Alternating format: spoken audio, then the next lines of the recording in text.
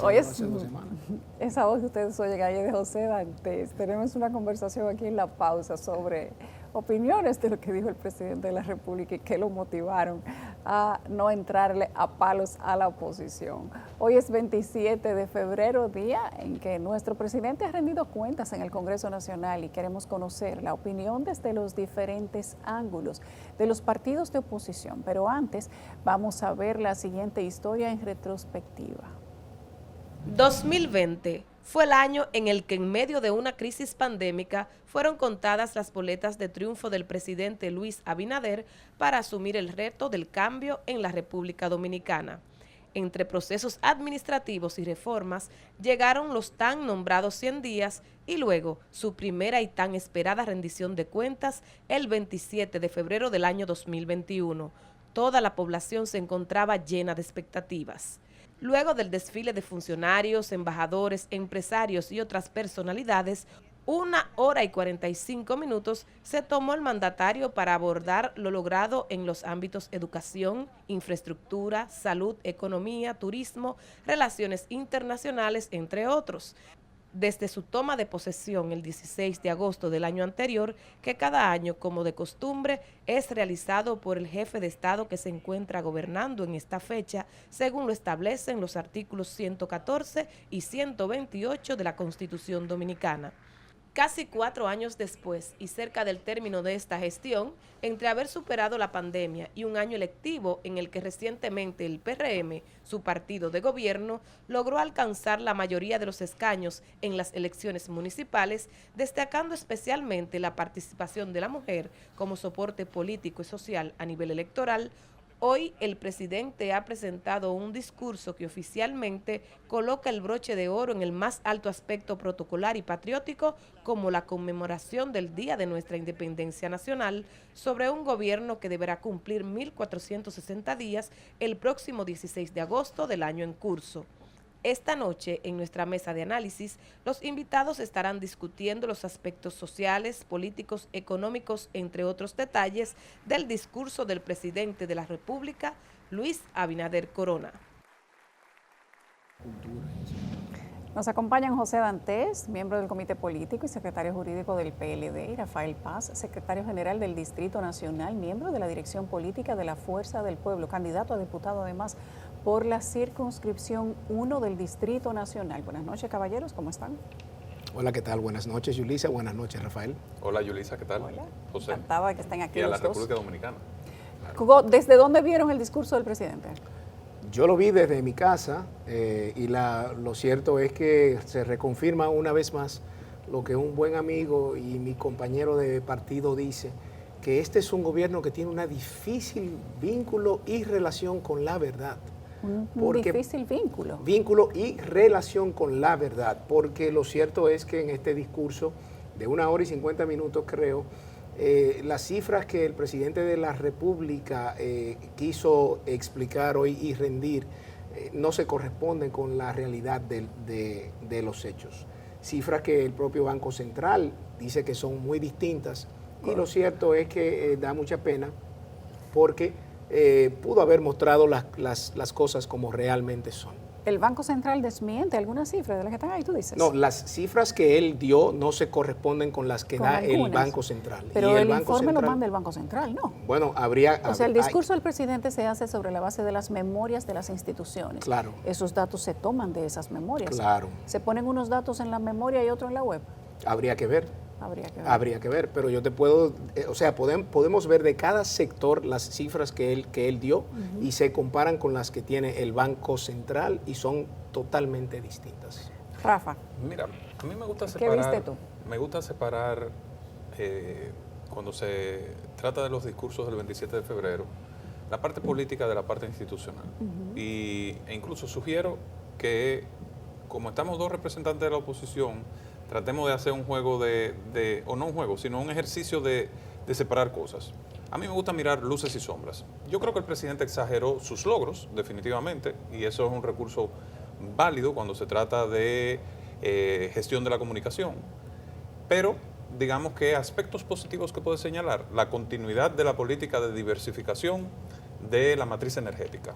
que es un proceso que se inició en gobiernos pasados. Bueno, alabó muchísimo a Punta Catalina, Hay a un pesar de giro que de es una obra del posición PLD. del presidente, porque el presidente llegó con una posición muy crítica frente a Punta Catalina. Sí, la ha suavizado. Hoy el presidente reconoce que Punta Catalina es el pilar esencial de la eficiencia o que garantiza ciertos niveles de eficiencia en el sistema de generación eléctrica. Habló de una empresa exitosa del Estado. Correcto, e incluso la publicidad gubernamental sobre Punta Catalina habla hoy de una empresa eficiente que genera retornos y realmente deja muy bien parado este proyecto de inversión que se asimila al Metro de Santo Domingo. O sea, el Metro de Santo Domingo también experimentó en su proceso inicial mucha resistencia de parte de la oposición y se ha convertido hoy en un patrimonio de los dominicanos. Así es. Creo que Punta Catalina experimenta la misma situación y creo que eso es positivo para el país, sobre todo para los dominicanos que sienten que inversiones estratégicas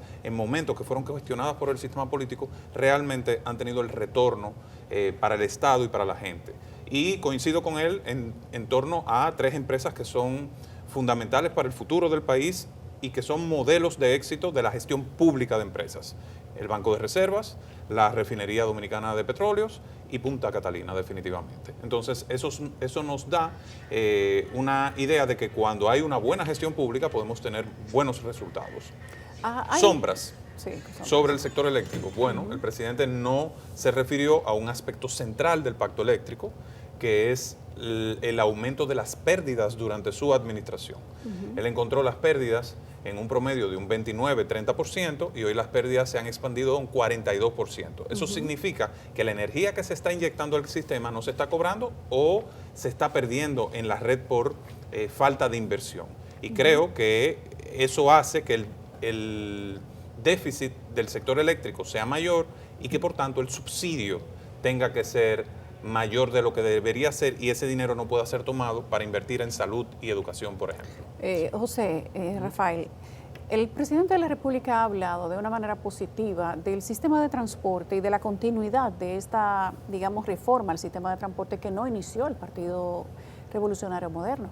Lo iniciaron gobiernos del PLD, bueno, cuando estaban juntos, PLD Leonel, PLD Danilo, pero el presidente se refiere de una manera positiva al metro, se refiere de una manera positiva al teleférico, al la ferrovía, la obra que se está haciendo en la zona norte del país.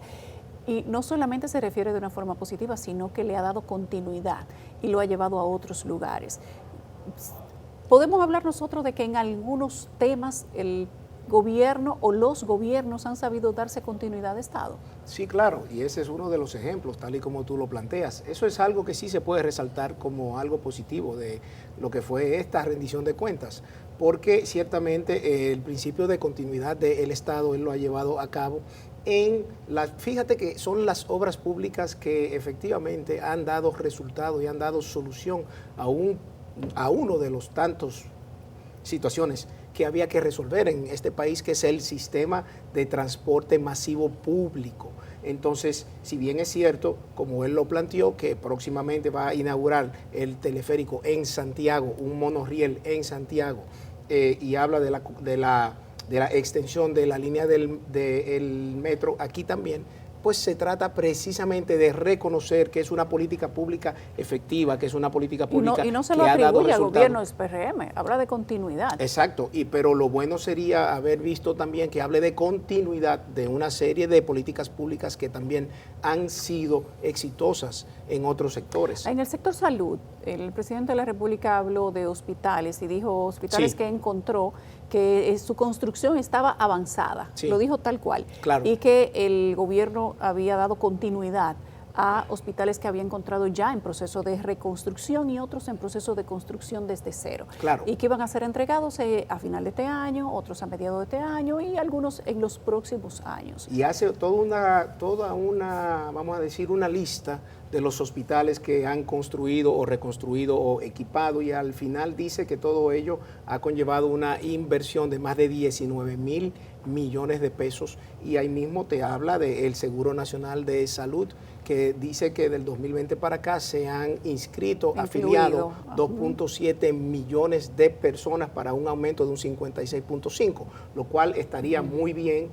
Sí, eso me impactaría en la tasa de la mortalidad materna y la mortalidad infantil. Lo que pasa es que la mortalidad materna tiene el 60% con mujeres haitianas que no tienen ningún tipo de tratamiento médico. Bueno, lo que ocurre, a ver, no podemos darle carnet médico a la mujer haitiana. No, lo que ocurre es que estos son datos del SNS. Sí. Entonces, si nos vamos por los datos del SNS, que es la institución oficial, la mortalidad materna lamentablemente del 2019 al 23 se ha colocado en un 5% superior. Eso quiere decir que de 98 partos que lamentablemente no vieron luz, hoy están en 103, por un lado. Pero la mortalidad infantil del 19 al 23 también ha sufrido un aumento de un 3%, lo que significa que 58 niños entre 1 a 5 años han fallecido lamentablemente.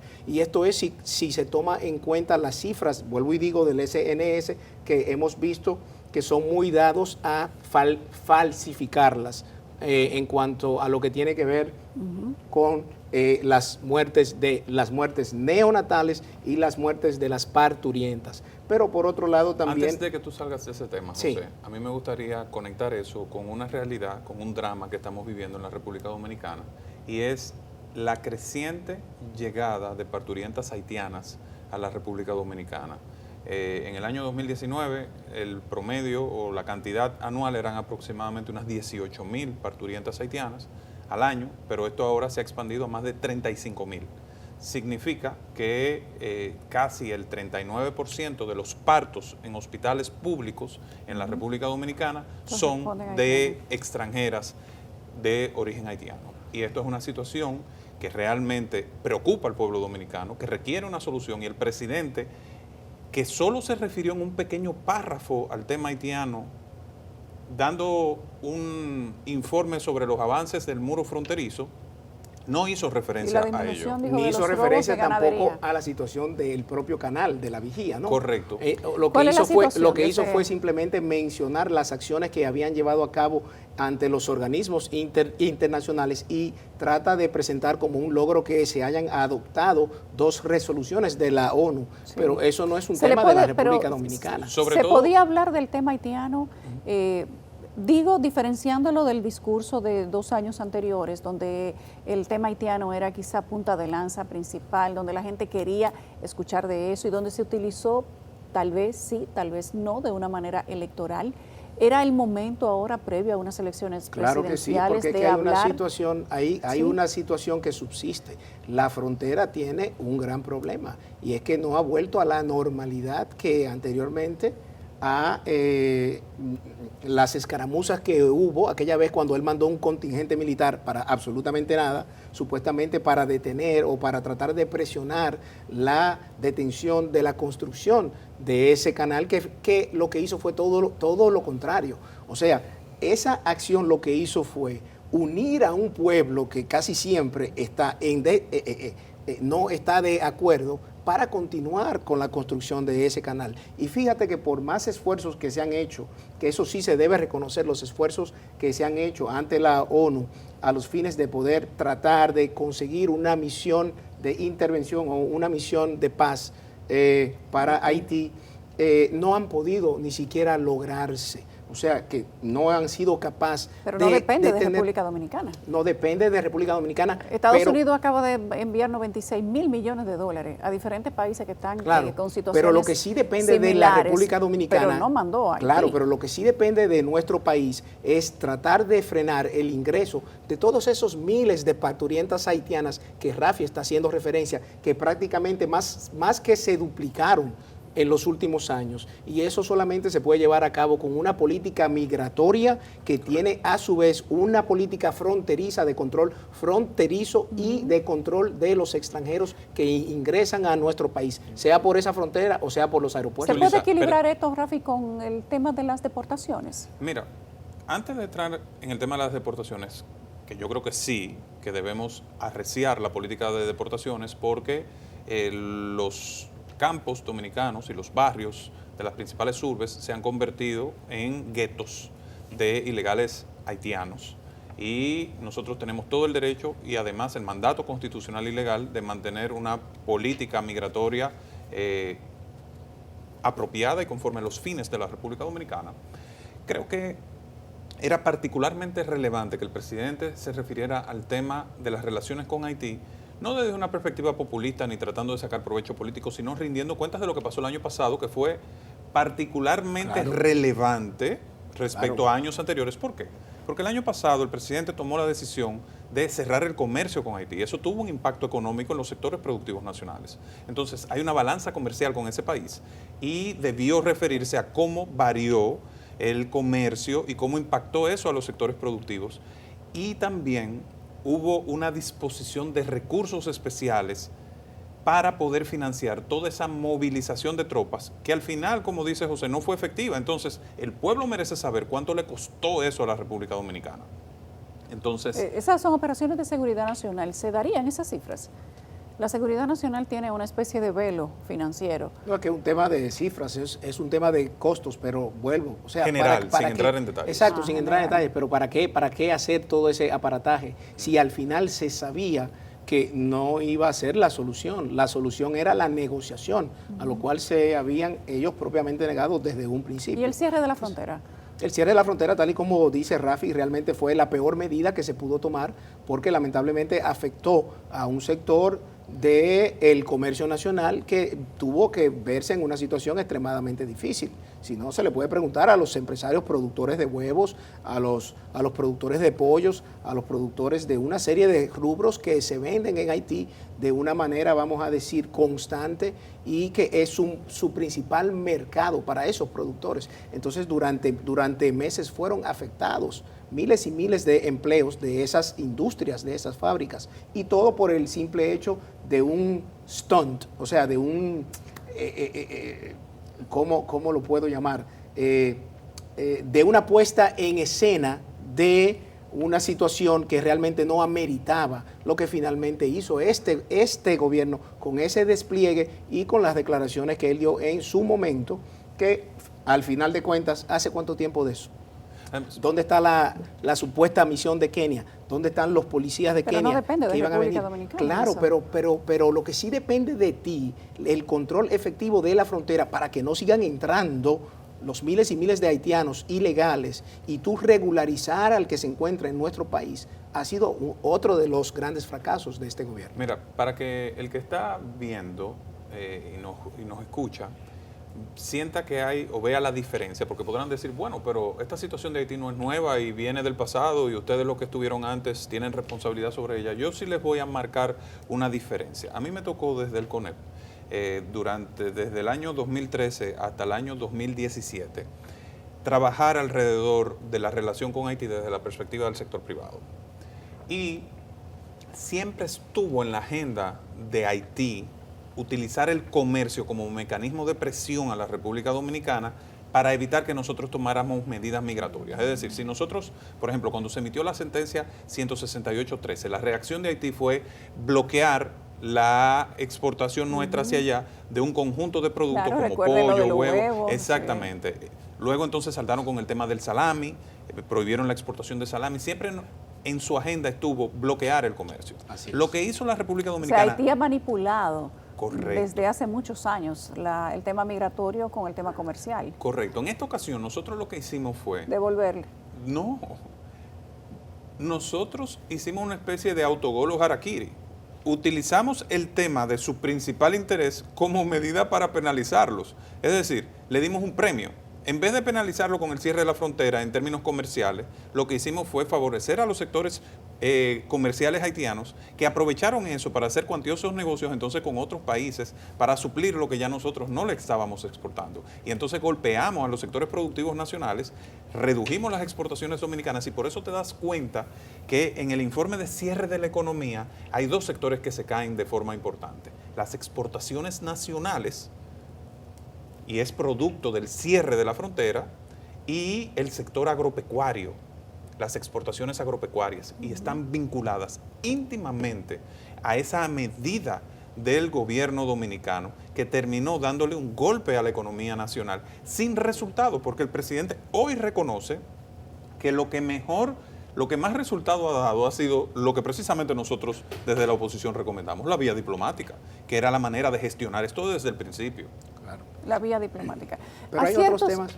Aciertos y desaciertos de todo lo que se ha dicho durante el día de hoy. La oposición, como saben, la oposición partidaria del Partido de la Liberación Dominicana se levantó, los diputados, 2 senadores se quedaron y los representantes de la Fuerza del Pueblo se quedaron también a escuchar el discurso.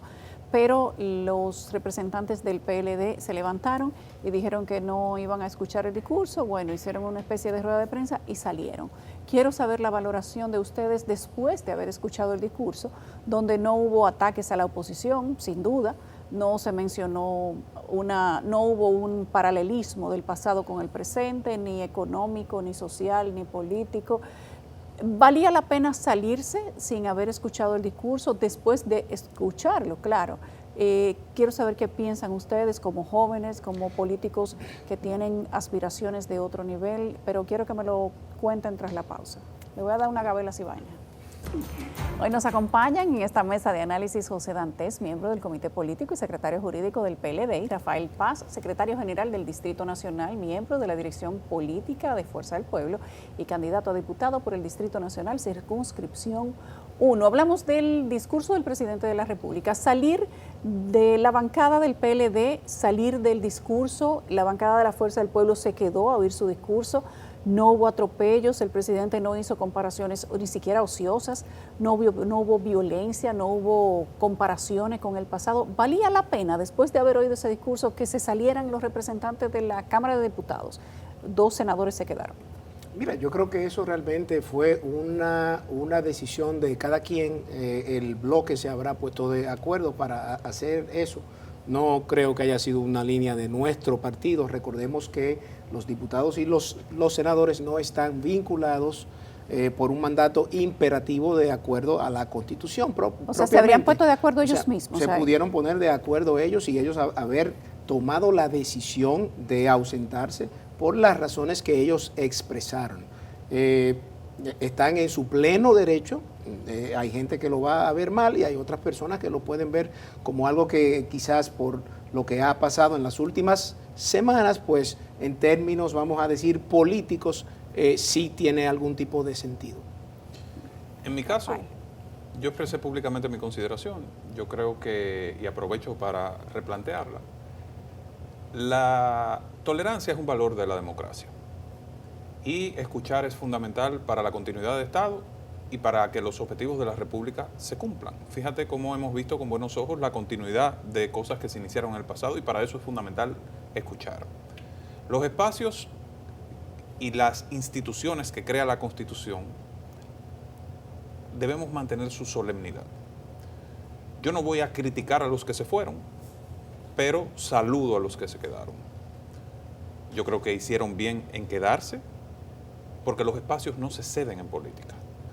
Y si ellos lo hicieron en el pasado, bajo unas circunstancias distintas, me refiero al PRM, esa es su forma de actuar. Yo creo que los discípulos de Juan Bosch, que somos los que pertenecemos a los partidos de oposición en su mayoría, debemos dar una muestra de dignidad distinta. Esa es mi consideración muy particular. Aciertos y desaciertos de la rendición de cuentas de este 27 de febrero. Bueno, mira, en términos económicos, él quiere presentar un país que... Vamos a comenzar con ¿qué? ¿Con los aciertos o con los desaciertos? Con los desaciertos, porque hay más desaciertos, sí, hay más desaciertos. O sea, él cuando dice que ha contribuido a que la situación de la República Dominicana sea mucho mejor que hace 4 años, realmente yo me pregunto en qué él se está basando. Yo creo que habría que preguntarle al pueblo dominicano, al que nos ve, al que nos escucha, si ciertamente usted cree que nuestro país está mucho mejor hoy que hace 4 años, cuando el Banco Central dice que el aumento de los precios, en este caso, ha sido de un 25.5%, el segundo más alto de Centroamérica, el quinto, perdón, más alto ¿No de es el Centroamérica. segundo más bajo de América Latina? No, es el segundo más alto de Centroamérica y el quinto más alto de Latinoamérica, excluyendo los países con hiperinflación, entiéndase Venezuela y el otro, ¿no? Argentina. Pero eso se traduce en ¿qué? Para que se entienda, la canasta básica familiar en estos 4 años ha sufrido un aumento de 9.643 pesos, mientras que los ingresos prácticamente lo que han es aumentado 4.300 y algo de pesos. O sea, hay una pérdida de un poder adquisitivo de más de 5.300 pesos. O sea, el pueblo dominicano tiene que buscar mucho más dinero para comprar lo que hace 4 años podía comprar. Entonces yo creo que eso es parte de los desaciertos, porque son cifras del Banco Central que están ahí, que ¿se analiza uno la dentro puede de esos buscar a la 4 mano. años que mencionan la situación económica internacional, la situación de la pandemia? Totalmente. ¿Eso pudo haberle dado algún tipo de golpe? No, porque al nuevo fíjate lo que gobierno? pasa, Yulisa. La pandemia fue algo global, ¿sí? Afectó a todos los países. Entonces, ¿por qué razón Centroamérica, ciertos países, Costa Rica, Guatemala, Honduras, en Sudamérica, Colombia, pudieron tener otros indicadores muy distintos a lo que hemos tenido? Bueno, la única diferencia que hay es la gestión de un partido de gobierno que no sabía lo que tenía entre manos, que no sabía cómo manejar la economía. Y yo creo que eso también se refleja cuando él habla, por ejemplo, de la tasa de los empleos y el desempleo. A mí me sorprende que él diga que ya nosotros nos encontramos a un nivel de la tasa de los empleos como estaba en prepandemia, cuando es todo lo contrario.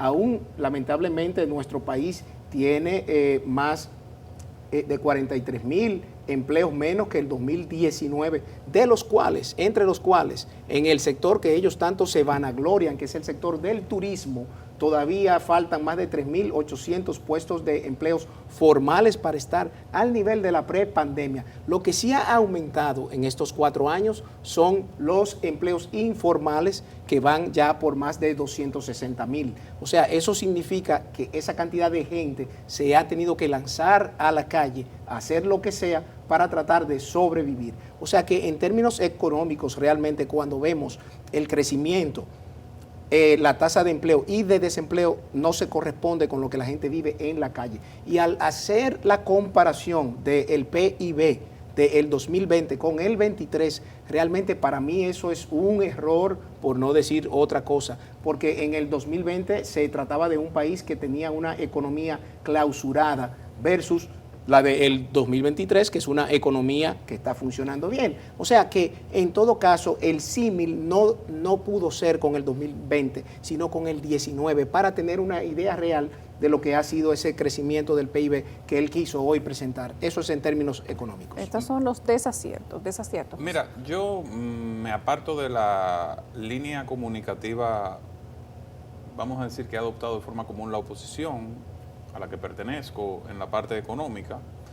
Yo siento que el presidente exagera algunos logros, pero hay que entender cómo se tomaron las decisiones. Y yo creo que la manera en cómo él hila los argumentos demuestra por qué lo que él está diciendo no necesariamente es como lo plantea.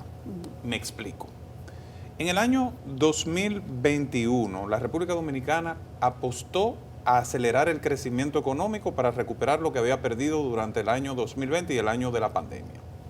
Por eso tuvimos en el año 2022 un crecimiento que lo hemos tipificado como rebote estadístico de aproximadamente un 12%. En el año de la pandemia el PIB cayó un 6%, evidentemente al año siguiente iba a tener un rebote que se iba a sumar a un crecimiento moderado, y eso iba a generar un escenario con las cifras que mostró el Banco Central en ese momento. Al año siguiente, entonces, hubo un crecimiento mucho más moderado, pero ¿qué pasa?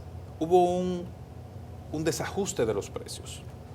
Una inflación que creció un 26%, hubo un crecimiento, un aumento de los precios que afectó sensiblemente a la población, y el gobierno tuvo que tomar 2 medidas. Primero, retirar gran parte del medio circulante, que era lo que había acelerado la inflación, y subir las tasas de interés. Esa subida de las tasas de interés desaceleró sectores como el sector de construcción. Las medidas tomadas por el gobierno en el tema haitiano desaceleraron las exportaciones nacionales, y eso hizo que la economía no creciera al ritmo potencial que siempre ha crecido, que es cercano a un 5%. Por eso el año pasado tuvimos un crecimiento bajo de un 2.5%. Es cierto que ha habido una recuperación del empleo, pero hay una gran cantidad de empleos públicos dentro de ese empleo que hoy se muestra en la República Dominicana. La nómina pública se ha expandido de manera importante, por eso crece el gasto corriente del gobierno. El crecimiento del empleo informal es un fenómeno natural después de la pandemia en casi todos los países de Latinoamérica, porque la primera manera en cómo se reactivan las economías es con aquellas partes que están mucho menos reguladas y digamos, el empleo suele ser más precario. Por eso la cantidad de horas trabajadas luego de la pandemia es menor y el ingreso de los trabajadores en esos sectores se ha reducido. Hay, en términos generales, un aumento de los salarios, pero tiene explicaciones. Por ejemplo, el aumento de los salarios de los policías, que es un punto luminoso dentro de las decisiones públicas, porque los policías tienen que ganar bien. Y es un avance real. Y exactamente, es un avance. Pero eso incide en el crecimiento general de los salarios porque es una masa importante que está percibiendo un salario mayor. Entonces, eso no necesariamente se traduce a todos los sectores. ¿Cuál es un punto negativo? Yo creo que el presidente en esto hace un ejercicio donde hace un pequeño truco y la gente lo puede notar en su discurso. ¿Cómo? El presidente, cuando habla del crecimiento promedio, o sea, del porcentaje del PIB, con el que se relaciona la deuda pública, es decir, el nivel de endeudamiento, utiliza como año base el año 2020, donde se cae el Producto Interno Bruto. Por eso digo que no debió hacer esa comparación y con lo ese lleva, año, y lo porque lleva. era una economía que estaba totalmente cerrada. Correcto, pero mira el truco que él aplica. Él compara el 20 con el 23, pero en el caso de los países que utiliza para contrastar lo que ha ocurrido, en esos países, habla de España, habla de otros países, utiliza el 19 como base. Habló para de hacer Estados Unidos, España, Brasil, correcto. Colombia. Si tú te fijas en su discurso, en sus palabras, ahí en la comparación él utiliza el 19 como base y lo compara con el año 2023. El presidente, si quería comparar el desempeño del endeudamiento en esos países, tenía que comparar peras con peras. Exacto. El 19 de República Dominicana versus el 23. Y cuando tú comparas el 19, la expansión es mucho mayor. ¿Por qué? Porque en ese momento el nivel de endeudamiento era aproximadamente un 45-47% del Producto Interno Bruto. Significa que hubo no hubo una reducción de un 2%. Lo que hubo fue una expansión de aproximadamente, ¿cuánto? Un 14%. Hablemos en los 4 minutos que nos quedan, 2 y 2, de luces dentro de esta rendición de cuentas que al final es el resumen de lo que ha sucedido en el país en estos últimos 12 meses. ¿Cuáles son las luces que ven ustedes de todo lo que se ha hecho? Pudiendo reconocer desde la oposición si se hacen, si ciertamente el país ha avanzado en alguna materia de lo que se haya resumido, y quiero que se tomen 2 minutos cada uno para hacerlo. Mira, yo creo que hay algo que se le puede reconocer a esta gestión ha sido la continuidad del Estado, tal y como en un principio estábamos diciendo, darle seguimiento y darle la continuidad a toda esta política pública de transporte masivo público. Yo creo que ha sido uno de los aciertos. Otro de los aciertos que sí se le puede reconocer ha sido todos los esfuerzos que se han hecho para la recuperación del sector del turismo y las inversiones que poco a poco también se han ido ampliando. Creo que es algo que hay que reconocer, lo que se ha hecho con el puerto de Cabo Rojo. Entiendo que es un esfuerzo loable, independientemente de que va aún a pasar mucho tiempo para que se vean los resultados en concreto. Creo que también otra de las cosas positivas que se pueden resaltar es el apoyo que le ha dado la gestión a las zonas francas, que efectivamente son un pilar de nuestra economía, así como a las industrias. Esos son de los elementos que yo creo que pudiera resaltar. Ahora, eso es la parte positiva. Las zonas francas, las industrias, la recuperación del sector del turismo, pero en materia de salud, en materia de educación, que son las que impactan en la vida diaria de la gente, lamentablemente. Vivienda, educación, vivienda y transporte. ¿Cuáles son las luces en esos sectores? En esos sectores yo te puedo reconocer que hay luces. ¿Algunas luces?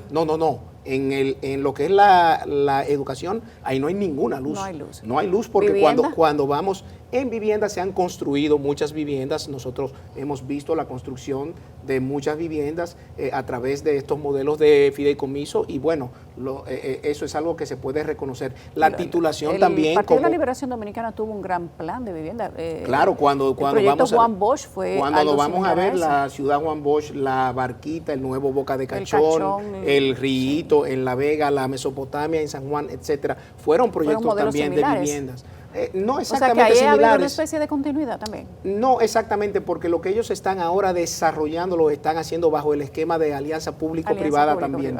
O sea que no es igual. Pero cuando nos vamos a los datos de la educación, ha sido un retroceso total. Los propios datos de ese propio ministerio dice que y él justamente había dicho que en este año escolar ya se había recuperado las tasas de matriculación. Nada menos cierto. En el 2022-23, solo un 31.2 de el inicial realmente se encuentra en las aulas. Pero esas son las tasas que se tenían en el año 2006. O sea que eso ha sido un retroceso de 20 años. En la secundaria, él ha presentado unas tasas de 69.9 y la presenta como un gran logro. Ahora, cuando vemos cuando esa tasa era la que estaba presente en la gestión de nuestros gobiernos en el 2013-2014, para un retroceso de casi una década. O sea que en esos sectores lamentablemente no hay luces que se puedan resaltar.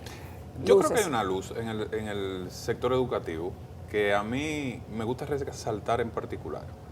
Y es una luz que puedo atribuir a la última parte del gobierno de Danilo Medina y a este momento del gobierno de Abinader. Y es tener ministros de educación que no estén aspirando a la presidencia desde el Ministerio de Educación. Yo creo que eso es una parte importante y la República Dominicana debe continuar ese camino, despolitizar. No es que no sean políticos, lo son. Que no tengan aspiraciones. Pero tenemos que ir de manera progresiva hacia un Ministerio de Educación que ejerza más el rol educativo que el rol político.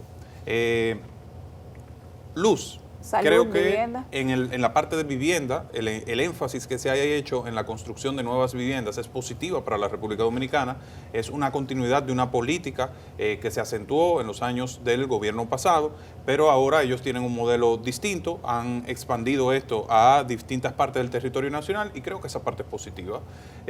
Siento también que la estrategia de turismo, que es parte de continuidad del Estado, pero donde este gobierno ha puesto mucho énfasis, también es una luz de esta administración.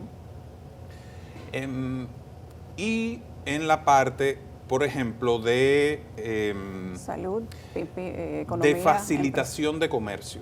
Todo el tema de despacho 24 horas, sí. El énfasis que se ha puesto en la facilitación de las operaciones de exportación y de importación sí, también. En la Dirección General de Aduanas. Sí. Creo que es un punto de luz en esta administración. Ahora, aspectos que yo cuestiono. El presidente ha priorizado la inversión en ciertos territorios y ha desatendido otros. Por ejemplo, en Santiago y en la zona norte del país tiene una gran cantidad de inversiones, cosa que yo saludo, pero lo que no saludo es que se haya dejado y pospuesto las inversiones en el Distrito Nacional. Por ejemplo, el monorriel de Santo Domingo fue una promesa de campaña, fue reiterada en su discurso de toma de posesión. En su rendición de cuentas del año 2021 también lo planteó como que iba a iniciar en el 22 y ahora está hablando de que va a iniciar en el año 2025. Ha hablado de dos nuevos sistemas de transporte para el distrito. Correctamente. ¿Se habían mencionado antes? Pero sí, completamente. Ya lo habían mencionado todos, ya los había anunciado todos, incluso el tren metropolitano también. Pero todo eso se ha pospuesto, lo que significa que el presidente ha dejado al Distrito Nacional en visto.